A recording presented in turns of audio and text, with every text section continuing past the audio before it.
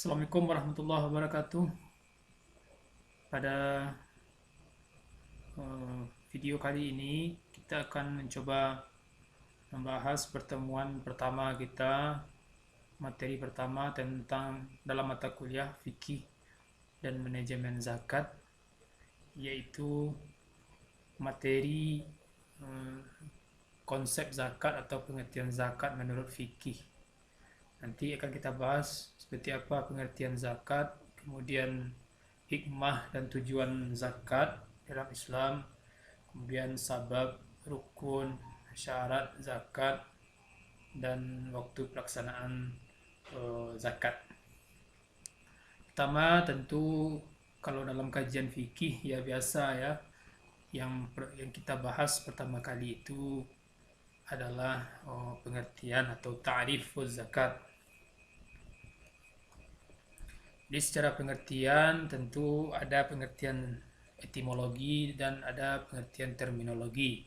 Kalau etimologi ada dari aspek kebahasaan, sedangkan terminologi dari perspektif syarak atau perspektif istilah. Pertama, ta'rifuz zakah lughatan, ya secara bahasa an-namu wa ziyadah. Jadi arti dari zakat ya awalnya dari kata fi'il zakah, yuzaki, zakatan, itu berarti tumbuh ya, tumbuh atau bertambah, atau bisa juga berarti bersih atau suci, atau bisa juga berarti baik. Jadi ketika kita temukan pengertian atau kalimat-kalimat zakah yang yuzaki yang ada di dalam Al-Quran, nah itu semuanya berarti tumbuh, berarti bertambah, bersih, kemudian baik. Kemudian baik. Jadi ini dari aspek kebahasaan. Zakat ya, kalau yang kita pahami itu adalah sebutan ya, sebutan suatu perbuatan yang terkategori pada ibadah mahadah ya. Karena zakat ini termasuk dalam kategori rukun Islam yang mesti harus ada ya, dan posisinya setelah sholat gitu. Wa aqimus shalah wa atuz zakah. Nah, ini secara pemahaman kebahasaan. Dan ini sudah kita populerkan dalam bahasa Indonesia kata-kata zakat ini. Sekarang langsung kepada terminologinya ya, terminologi syarak atau istilah syara'an, bahwa zakat itu adalah hakun yajibu fil mal. Ya, adalah hak yang wajib pada harta. Jadi secara prinsip hak ya, kalau hak itu kan sesuatu yang kita tuntut ya, ada yang kita tuntut gitu. Tapi yang menuntut di sini adalah harta gitu. Jadi harta itu menuntut dirinya untuk keluar gitu. Jadi hakun yajibu fil mal, hak yang wajib dikeluarkan atas harta itu. Jadi zakat itu bukan perbuatan bukan dari inisiatif mukallaf ya, bukan dari inisiatif manusia, tapi memang tuntutan dari harta itu dia harus dikeluarkan. Dia menjadi hak harta. Jadi kalau seolah-olah harta itu berbicara dia kepada pemiliknya, maka dia akan membicarakan keluarkan hak saya. Ya, keluarkan hak saya berupa zakat yang diperuntukkan untuk penerima zakat atau mustahik zakat. Jadi suatu hak di sini, hak yang wajib pada harta. Nah, ini yang mesti dipahami. Jadi zakat itu semestinya bukan perbuatan manusia ya. Manusia hanya mengeluarkan hak yang ada dalam harta yang dia miliki itu. Meskipun harta itu dicari, diperoleh, atau didapatkan, asalkan ada ketentuannya nanti ya, untuk dikeluarkan zakat, maka itu menjadi hak harta. Hak harta. Maka hak bagi harta, kewajiban bagi mukallaf, manusia. Kan itu timbal baliknya. Jadi di sini secara pengertian aspek zakat itu ya. pengertian zakat itu, sehingga menjadi hak dia bagi harta untuk dikeluarkan dan wajib, ya, jadi kewajiban bagi mukallaf untuk mengeluarkan harta tersebut. Maka masing-masing para ulama fikih empat mazhab ini mendefinisikan tentang zakat. Pertama Malikiyah, ya. Malikiyah apa disebutnya di sini? Ikhrajun juz'un makhsus min malin balagha nisaban limustahaqihi in tammal milkul wal haul ghaira ma'din wa harsin. Ikhraj. Jadi kata-kata kuncinya di sini ikhraj. Jadi ikhraj mengeluarkan. Jadi kalau sudah mengeluarkan berarti sudah berpindah milik, bukan menjadi milik muzakki lagi. Jadi ada istilah zakat itu muzakki, orang yang berzakat, kemudian mustahik, orang yang menerima zakat. Jadi mengeluarkan sebahagian makhsusan min mal, ya, sebahagian harta tertentu. Jadi tidak semua harta. Jadi harta tertentu balagha nisaban, ketika telah sampai nisab, limustahaqihi, kepada orang yang berhak menerima zakat, intammal milk, ya, ketika dia miliki harta itu, wal haul, ya, dan sudah sampai 1 tahun, ya, sudah sampai 1 tahun, ghaira ma'din wa harsin, kecuali harta itu berupa ma'din, barang tambang, wa harsin, dan pertanian, ya, hasil pertanian. Jadi selain barang tambang dan pertanian itu tidak perlu menunggu 1 tahun, jadi langsung dibayarkan zakatnya. Kita lanjutkan. Menurut itu Malikiyah, ya. Menurut Hanafiyah, tamlikun juz'ul malil makhsus min malil makhsus li syakhsil makhsus ayyanahu syari' liwajhillahi ta'ala. Ya. Tamlik itu bukan memindah milikkan, ya. Memindah milikkan. Jadi dipindahkan harta dari muzakki kepada mustahik.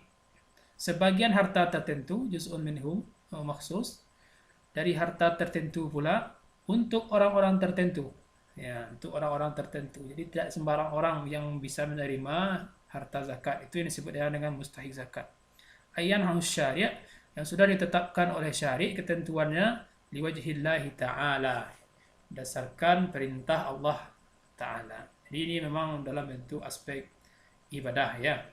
Jadi semua baik Malikiyah maupun Hanafiyah pada prinsipnya sama, ya. Pada prinsipnya sama, mengeluarkan atau memindah milikkan, ya, memindah milikkan. Kemudian menurut Syafi'iyah adalah ismun, katanya, sebutan, ya. Sebutan bagi suatu perbuatan lima yakhruju 'anil mali wal badani 'alal wajhil makhsus, yang dikeluarkan dari harta atau badan 'alal wajhil makhsus, ya, dalam bentuk tertentu, ya. Jadi sebutan. Jadi apa sebutannya orang yang mengeluarkan harta atau yang mengeluarkan hasil dari usahanya, dari badannya, gitu, ya. Hasil pencarian dari badannya, gitu, dalam kondisi tertentu. Nah, itu namanya, salah satunya adalah zakat. Jadi badan ini usaha, ya. Usaha badaniahnya, ya. Jadi bisa jadi di sini dari tenaga, ya, dari tenaga yang dikeluarkan kemudian memperoleh harta, nah, maka dikeluarkan itu. Jadi istilahnya profesi di sini.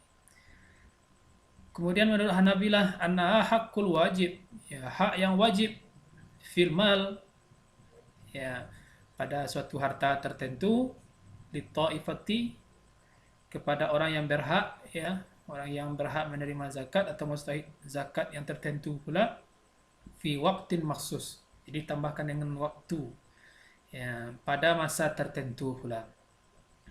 Apa masa tertentu itu? Ya, sekali setahun atau sekali panen, ya, tiap kali panen atau tiap kali 1 kali setahun. Jadi setidaknya dari empat-empat mazhab ini ya hanya secara prinsip mengelaborasikan tujuan zakat itu sama ya, sama. Kemudian pada prinsipnya zakat itu berpindah milik dia dari muzaki kepada mustahik, cuma dengan cara-cara tertentu. Sekarang kita lanjut hikmah dan tujuan zakat. Ya, karena zakat ini merupakan salah satu rukun dari rukun Islam, ya, salah satu dari tiang agama, makanya dia memiliki hikmah ya atau tujuan kenapa Allah mewajibkan seorang muslim untuk menunaikan zakat. Setidaknya banyak ini hikmah dan tujuannya, kita ambil yang pokok-pokoknya saja. Ada tujuan dan hikmah pertama itu tasunul mal wa tahsinuhu min man tatla'al aini ya wa imtidadul aidil asamin wal majrimin ya majramin ya. Yaitu untuk menjaga harta ya. Untuk menjaga harta atau melindungi harta tersebut dari tangan-tangan yang jahil, pencuri, atau menghindari harta itu dari kemalingan, ya, dari rampokan. Ya, ini kenapa itu? Orang yang bayar zakat itu terpelihara hartanya dari hilang, dari maling, dari rampok. Gitu. Karena memang disebutkan oleh Nabi SAW melalui hadisnya, "Hassinu amwalakum bizakat." Peliharalah hartamu itu dengan zakat. Wadawu mardakum bisadaqah. Obati penyakit kamu itu dengan sedekah. Wa'addu bil bala'id doa. Dan angkatlah tangan berdoa untuk menghindari bala. Jadi kalau untuk menjaga harta supaya tidak hilang dia zakat. Kalau sembuh dari penyakit sedekah. Kalau terhindar dari bala berdoa. Ini 3 kunci kata Rasulullah. Ya, orang Islam ini harus yakin ini. Ya, apapun hubungannya zakat itu dengan rampok gitu. Ya. Ini Nabi yang mengatakan. Ya, kita harus imani begitu ya. Kita harus imani.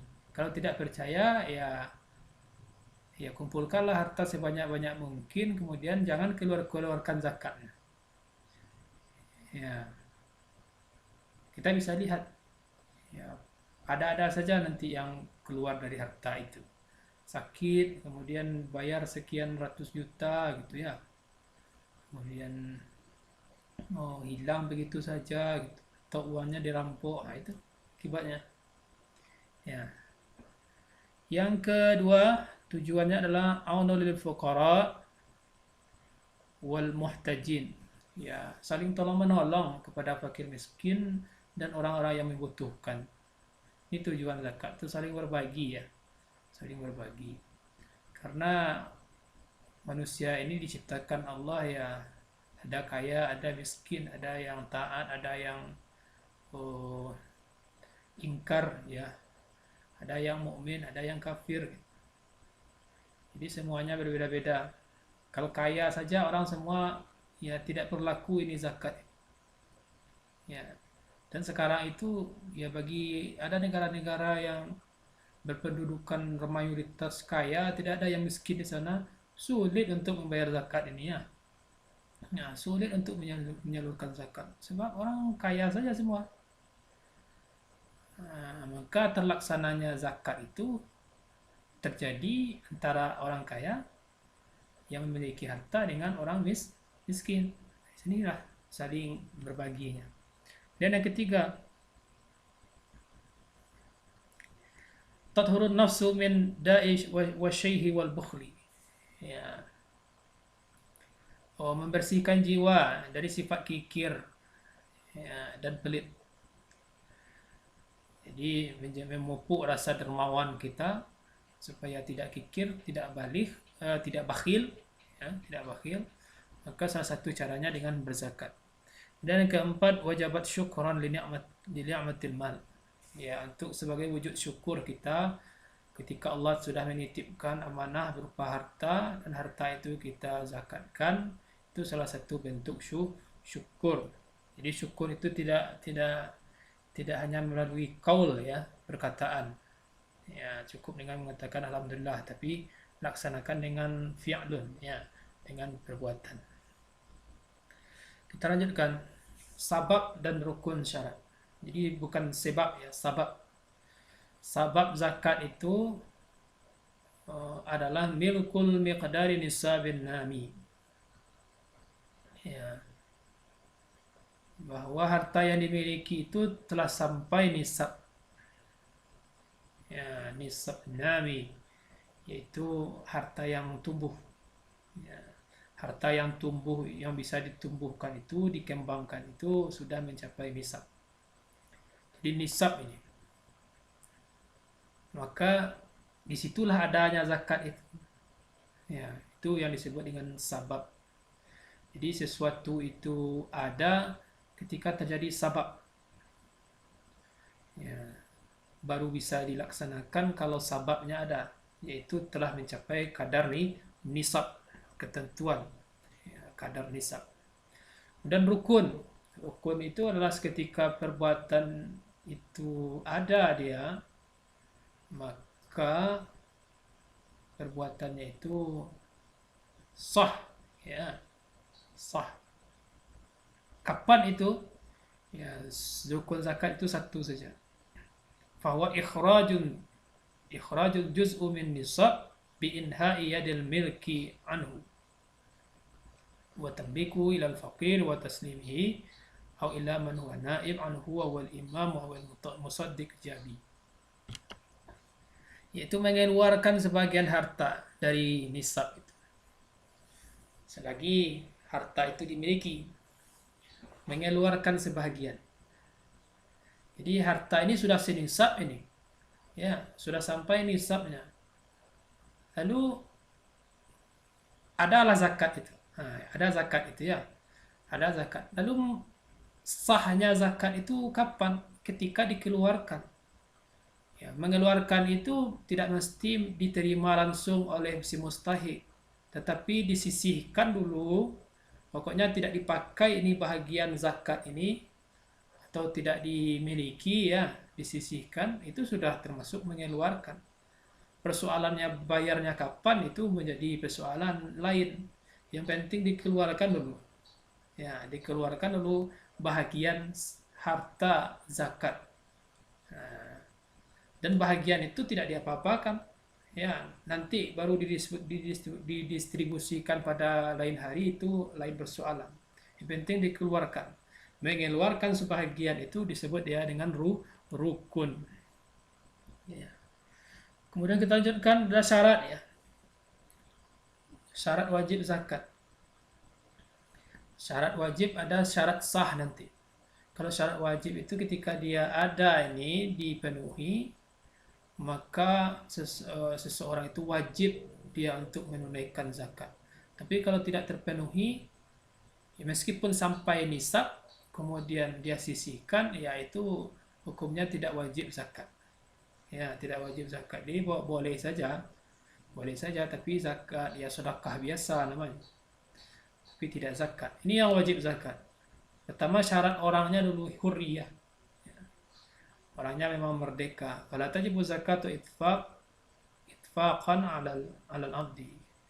Ya, tidak boleh zakat ini sudah disepakati ulama bagi kalangan budak. Karena budak itu dia tidak pernah memiliki harta. Yang memiliki harta itu adalah tuannya. Ya, tuannya. Kecuali ada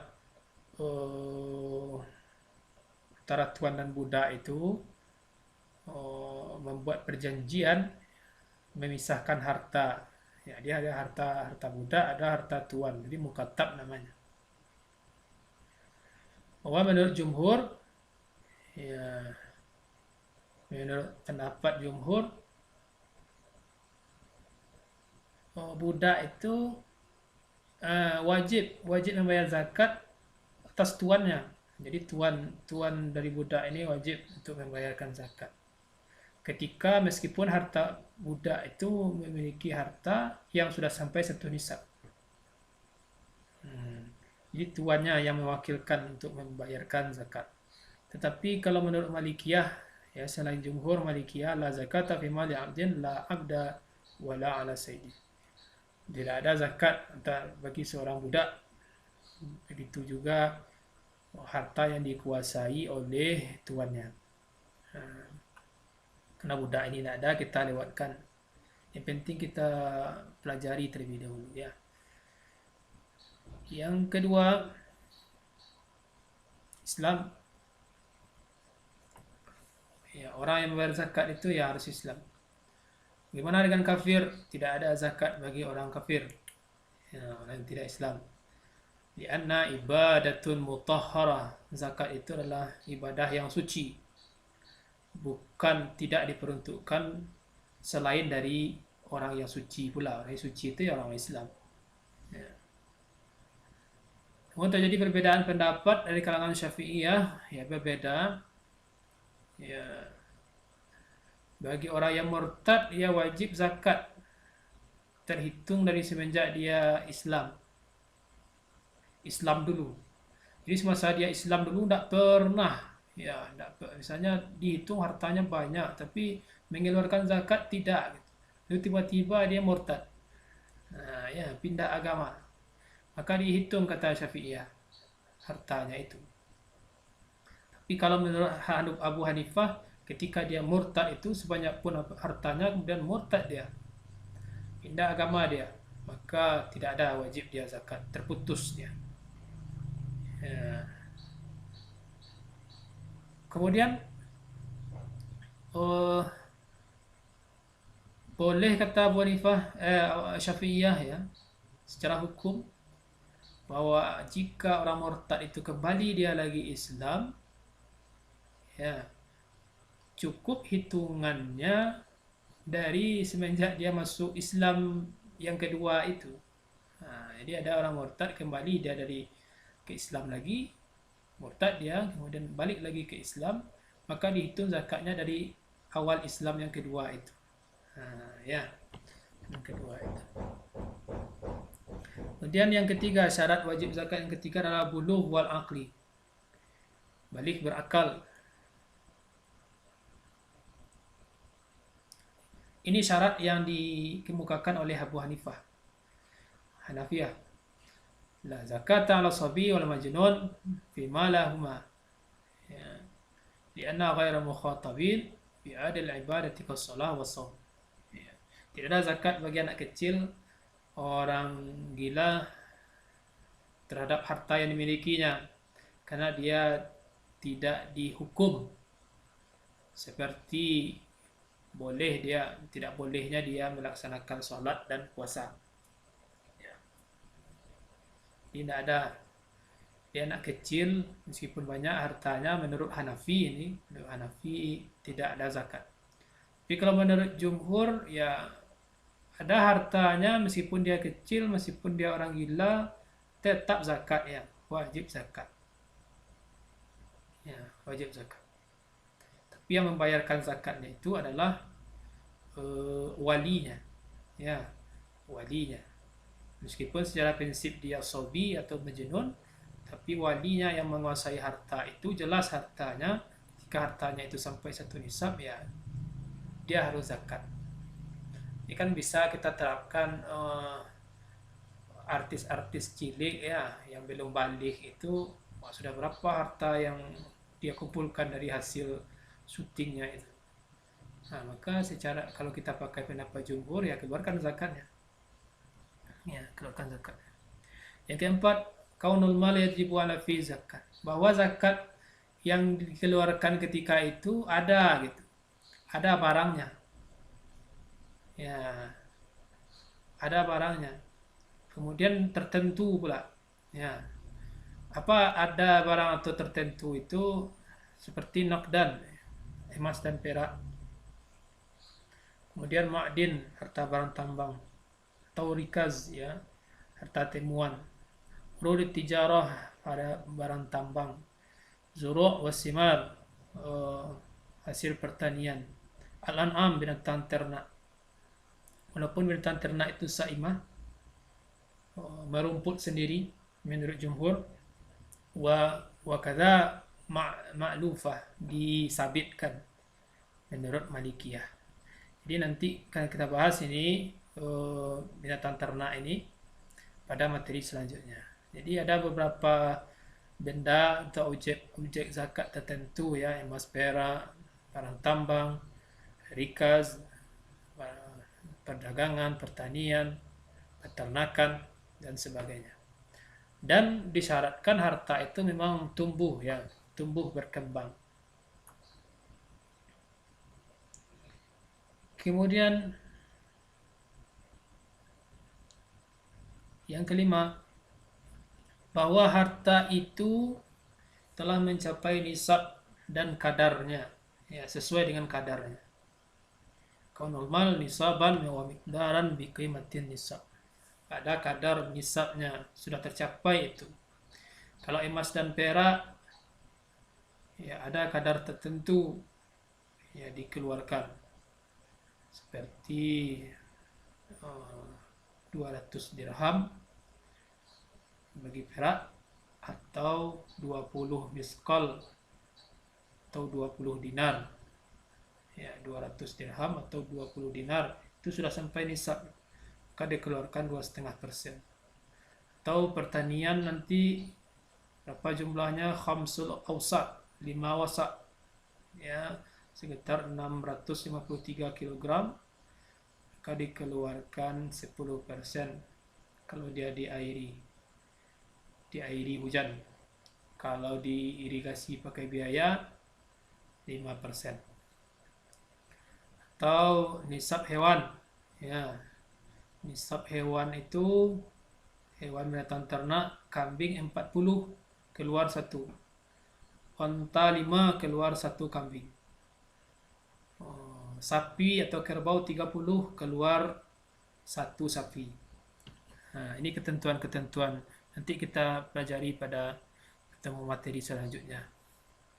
Yang keenam, syarat wajib zakat itu adalah milkut tam limalihi, bahwa harta itu dimiliki penuh, ya dimiliki secara penuh. Tetapi ulama berbeda pendapat di sana tentang kepemilikannya. Apakah dia kepemilikan tasarruf atau memang secara asal dia memiliki harta itu.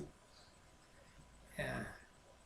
Tapi ini menurut Hanafiyah dan Malikiyah itu yang secara asal memang dia miliki harta itu. Ya, secara asal dia miliki, dari sejak awal dia miliki, maka dia wajib menunaikan zakat. Ada yang dimiliki secara tasarruf. Tasarruf itu kalau harta itu melalui warisan contohnya, melalui hibah ya, atau diperoleh dari hasil jual beli gitu ya. Nah, itu menurut Syafi'iyah dan Hanabilah wajib untuk dikeluarkan zakatnya. Misalnya dapat warisan dari orang tua 2 miliar gitu. 2 miliar itu dalam bentuk emas batangan. Wah, ya emas batangan seharga 2 miliar. Maka itu kan dari tasarruf itu, dari warisan.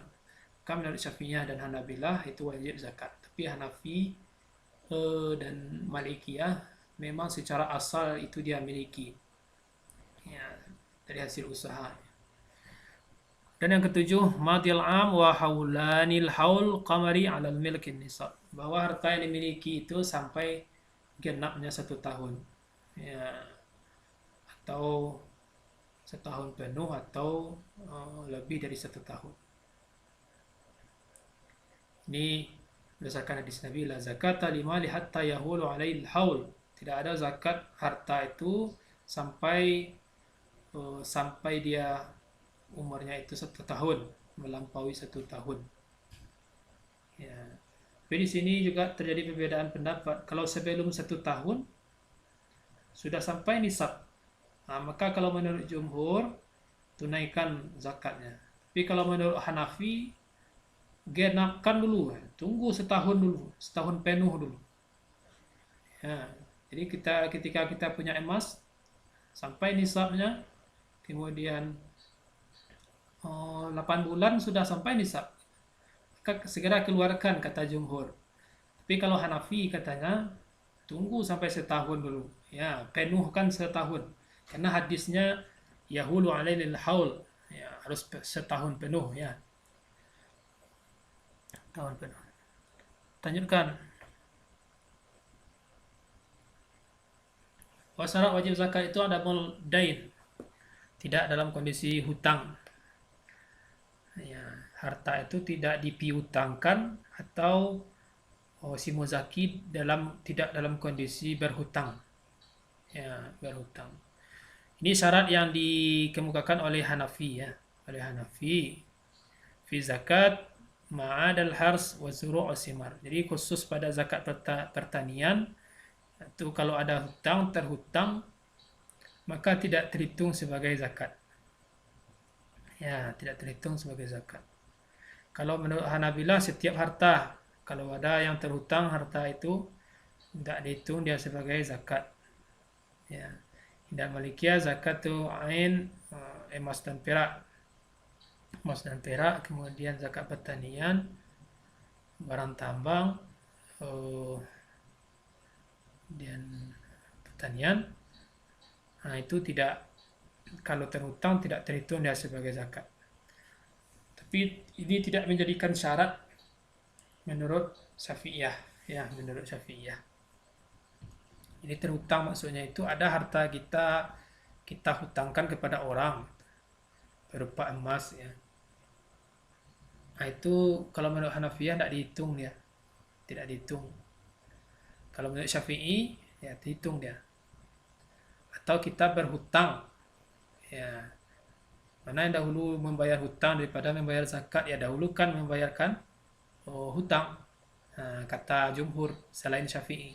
Jadi kalau Syafi'i ya seketika itu wajib dia mengeluarkan zakat sampai satu nisab, keluarkan zakat dulu. Yang selebihnya itu bayarkanlah hutang. Begitu. Ya. Yang kesembilan ziyadah anil haja asliyah, bahwa harta zakat itu memang melebihi kebutuhan. Ya, melebihi kebutuhan. Ini syarat yang dikemukakan Hanafiyah juga. Ya, dari harta yang berlebih, ya. Dari harta yang berlebih. Tapi kalau kebutuhan itu ya kita timbanglah, dipotong dari kebutuhan hari-hari. Ini sudah berlebih dia, kemudian sampai satu nisab, itulah yang dikeluarkan. Ini menurut Hanafiyah. Tapi kalau menurut ulama yang lain ya tidak menjadi patokan itu kebutuhan. Karena kebutuhan itu tidak ada standarnya. Setiap orang pasti memiliki standar kebutuhan masing-masing. Ya, tidak bisa disamakan. Jadi itu tidak menjadi syarat. Jadi kalau dua persoalan ini baik terhutang atau berhutang atau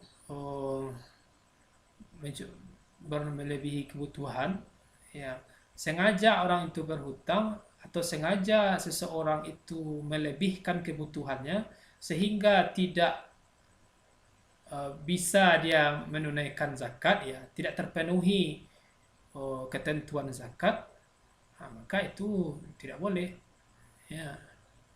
Jadi kita hutangkan sajalah harta ini semuanya kepada orang supaya terhindar dari zakat. Nah, berarti menghindari zakat itu berdosa hukumnya.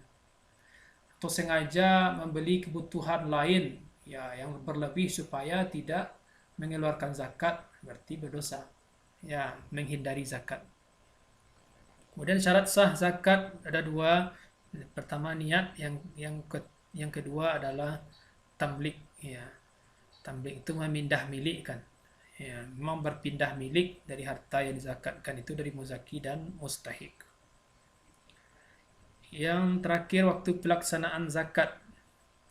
Ya, syarat wajib melaksanakan zakat itu ini sudah disepakati ulama berdasarkan pendapat Hanafi adalah ketika harta itu sampai satu nisab dan mencapai haul. Nah, ini wajib dia untuk mengeluarkan zakat. Tapi kalau kurang harta satu nisab, haulnya kurang gitu, tapi ingin juga bayarkan zakat, ya silakan. Tapi tidak zakat wajib namanya, tapi sedekah biasa saja. Di zakat biasa saja atau sedekah biasa, tapi bukan zakat yang wajib. Tapi kalau dalam kondisi dia sampai nisab, sampai haul tidak dikeluarkan, maka dia melanggar yang wajib berdosa. Kemudian waktu pelaksanaan, ya, waktu pelaksanaan zakat itu kapan? Kalau dia berupa zakat emas dan perak, urudut tijarah, perdagangan atau zakat saham, maka cukup sekali setahun. Ya, sekali setahun. Apabila zakat itu zakat pertanian, maka tergantung panennya. Ya, kalau dia panen sekali setahun, maka keluarkan sekali setahun. Kalau dia panen 2 kali atau 3 kali, maka keluarkan 2 kali atau 3 kali. Tidak disyaratkan satu setahun sampai haul. Ya. Wala bulughu nisaban indal Hanafiyah. Menurut Hanafi, kalau khusus pertanian ini tidak perlu sampai nisab. Berapapun dapat keluarkan. Ketika panen keluarkan. Tapi kalau menurut jumhur harus ada nisabnya. Ya. Harus ada nisabnya pertanian itu baru boleh dikeluarkan. Kalau kurang nisab tidak wajib untuk dikeluarkan. Mungkin itu nanti uh, uh, presentasi ya, penjelasan yang dapat saya berikan nanti akan berkembang melalui diskusi selanjutnya. Saya akhiri. Taufik Hidayah. Assalamualaikum warahmatullahi wabarakatuh.